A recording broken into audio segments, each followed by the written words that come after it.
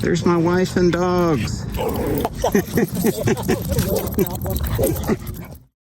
I was a project manager for many years and did all of the PMBOK, PMI certification, waterfall, helped establish some of the methodologies and the PMO offices at different places. I was really big into that methodology, loved it, believed in it, enjoyed working in it, enjoyed everything about the role. But there was a new project.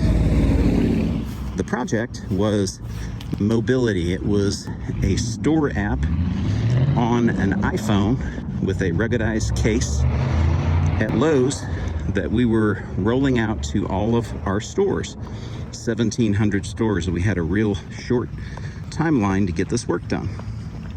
iPhones were pretty new back at that time, 2011.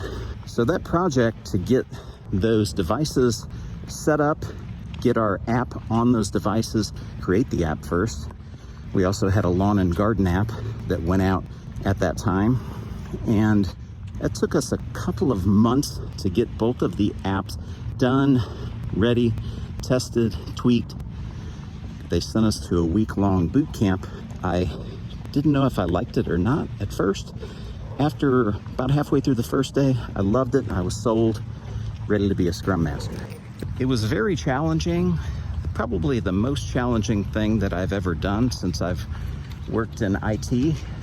And I was very proud to be the second Scrum Master at Lowe's. And a lot of those folks that I worked with are still over there. I had a very, very good team, super smart people. They could do a lot in a very short amount of time and do it with quality. We worked some pretty long hours to get that app where it needs to be and get it out. We had to come up with a charging platform, a station where you could put all of the iPhones that were going out to the store in that charging platform. And of course, anytime hardware and charging stations and ruggedized cases are in the picture, everything's not going to go perfect, right? So you got to respond to that.